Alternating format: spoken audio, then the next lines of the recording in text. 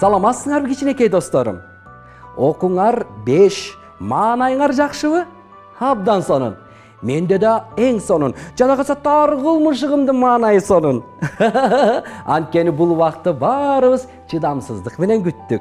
Анткени жомок айтып беремин. Бүгүн силерге Алымкул түшчү деген сонун жомокду айтып берейинчи гана. Эмне болгон жомок экен? Ан үчүн тынч отура калгыла. Мен жомогумду баштайын. Илгери Өмүрбек деген хан казынасын уурдатып жиберип, анан элине мындай деп жар салат. Уурну ким таба турган болсо, малымдын теңин беремин. Таппасаңар баарыңарды күнөөгө тартамын. Элдин айласы кетип, хандын каарынан коркуп, Алымкул түшчү деген киши таап берет деп бир кишини көрсөтүшөт. Алымкул айылдан алыс үй тиктирип, таап бермекке 40 күн убакыт сурайт. 40 күнгө чейин 40 кой союлуп, Алымкулду бакмак болду. Алымкул болсо баары бир хан өлтүрөт. Андан көрө 40 күнүн бүткөнгө чейин койду союп, жеп, жыргап жата берейин деп 40 өрүк алып баштыкка салды. Бир күн өткөндө бир өрүктөн жеп коюп, 40 күндү эсептеп жата берет. Хандын казынасын алган 40 ууру экен. 40 ууру хан казынамды уурдаган ууруну таптырам деп түшчү Алымкулга үй тиктирип койду. Алымкул эмне түш көрүп жаткан экен? Бирибиз аңдып келел деп бир уурусун жөнөтүштү. Ууру келип, үйдүн артынан тыңшап турду.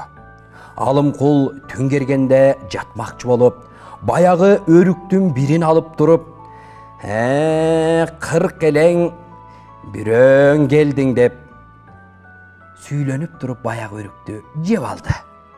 Үйдүн артында тыңшап турган ууру Алымкулдун сөзүн угуп коркуп кетти.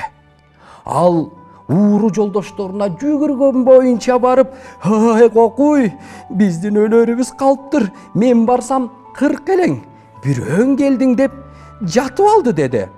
Эртеси баягы уурлар кеңешип туруп, дагы бир уурну тыңшоого жиберди.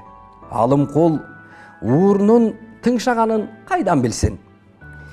2 күнүм бүтүп, батыл өтүп кетти деп коркуп, өрүктүн бирин алып туруп, 40 элең экөөң келдиң деп экөөнү жеп алды. Ууру келгенимди билип койгон турбайбы кокуй деп жолдошторуна жүгүрүп барып айтып берди. 3-чү күнү уурлар бир чолок уурусун жөнөттү. Алымкул жатаарда өрүгүнөн бир далса курт жеген өрүк колуна тийиптир. 40 элең үчөөң келдиң. Келгенде да майрыгың келдиң. Эшикте турган баягы чолок ууру коркуп кетип, "Ой, билерин дагы билип алган турбайбы? Мен качканымда деле кармабайбы? Кой, баары бир ханга айтып өлтүрөт. Андан көрө өзүм айтайын" деди. Анан салам айтып кирип барды. Алымкул болсо сыр билгизбей келгин деди. Ууру, "Түшчү аке, түш жоруган аке, менин эмнеге келгенимди билип турасыз го" деп мурдун шор тартты. Алымкул, "Билип турам. Билбегенде анан деди. Ошондо чолок ууру, "Хандын казынасын биз урдаган элек. Мурунку күндө экөө келгенде ал экөөнү тең билип койдуңуз. Бүгүн мен келдим эле, мени дагы билип, 40 элең үчөөң келдиң. Келгенде да бүгүн майрыгың келдиң деп айттыңыз. Эми бизден эмне алсаңыз дагы ханга бизди айта көрбөңүз. Суранам" деп жалынып жалбарып жөнөдү. "Жаныбызды аман алып калыңыз. Уурдаган буюмдарды жардын түбүнө көмгөнбүз. Эчтекесин коротконубуз жок, деди баягы ууру ыйламсырап. Алымкул ичинен аябай сүйдүндө. Болуптур балдар. Бүгүн келбесеңер, эртең ханга өзүм барып айтайын деп аттым эле. Келгениңер жакшы балды. Болуптур. Силерди мен сактап калайын. Бирок экинчи, бул хандын казынасынан жана ушул айылдан бир жапырак чамынды дагы урдабагыла. Хандын казынасынан уурдаган буюмга кол тийгизбестен өзүңөр суунун ар жагына алып барып, анан бул жерден жана ушул элден кетип калгыла деди. Эгер экинчи жолу айылдан чычка кулак жоголсо дагы, силердин башыңарды ханга айтып туруп алдыртып коёмун деди. Ууру сүйүнгөн бойдон жолдошторуна жүгүрүп барып, түнү менен 40 ууру башка жака качып кетишти. Экинчи бул айылдан ууру кылбаска ант беришти. Ошондо Алымкул өлүмдөн калдым деп, уурлар оңой жерден табылганына аябай сүйүндү. 40 күнгө чейин хандын коюн жеп, чайын ичип жата берди. 40 күн бүткөндө эртең менен эрте туруп, ханга саламын айтып кирип келди. Ханым, казынаңыз бүт бойдон жардын түбүндө жатат. Барып каздырып алыңыз. Казынаңызды 40 ууру уурдаган экен. Алар суудан өтө качышты. Эми таба албайсыз. Бирок мындан аралар айылыңыздан чычка кулакта уурдабайт. Эч качан ууру кылышпайт, деди. Хан жардын түбүнөн дүйнөсүн каздырып, ташытып алды. Алымкулга убадасы менен малынын теңин бөлүп берди. Арадан көп күн өттү. Баягы жылкычылар бир бээ жок деп келишти. Хан Алымкулга түшчүгө жөнөттү. Алымкул түш көрөм деп жатты. Ошол мезгилде бир жылкычы бээнин суу жээгинде кулундаганын түшчүгө айтып келди. Эртеси Алымкул ханга келип: ханым, сиздин бээңиз бооз экен. Сууга жылкыларды сугарганы барганда ичинде жүргөн экен. Суунун боюнда кулундап калса керек, деди.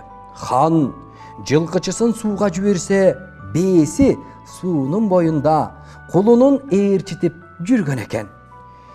2-3 күн өткөндөн кийин хан ойлонуп көпкө чейин отурду да Алымкулду аябай сыйламакчы болду.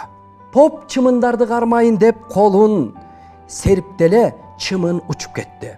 3-чү жолу кармап алып, Алымкулга алып келди да: Алымкул, менин колумда эмне бар? Эгер тапкыч болсоң, тапчы, деди. Алымкул эми чындап өлгөн экенмин деп коркуп, өзүнүн абалын түшүндүрүп ханга кыскача мындай деди: биринчи жолу кутулду.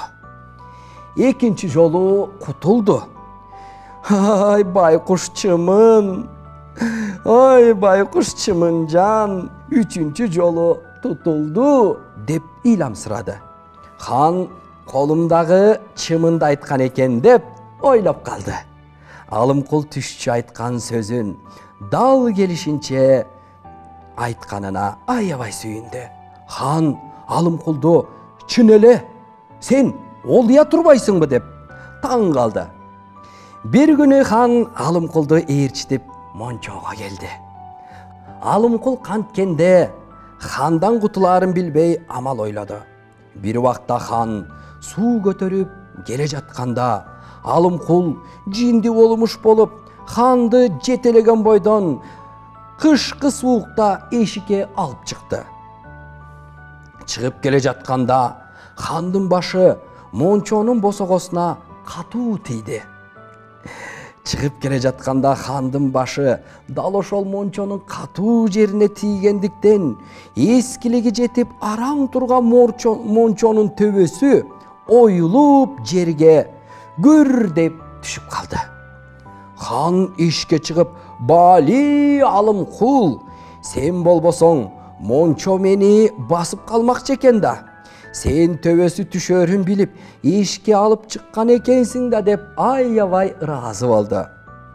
Алымкул мен ошону билип, сизди майып болуп калбасын деп алып чыкпадымбы деген экен. Хан болсо ыраазы болуп, мени бир ажалдан алып калдың деп болгон байлыгын берген экен.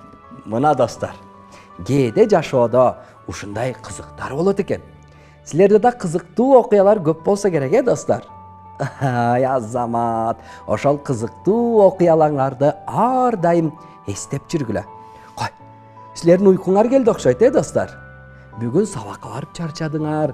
Эртең кайрадан сабакка барыш керек. Азыр болсоң да уктайлы чогуу. Сыйкырдуу китебиме болсо рахмат. Эртең сонун жомоктордон дагы да болсо айтып беремин. Азыр болсо уктагыла, достор. Бейпил түн.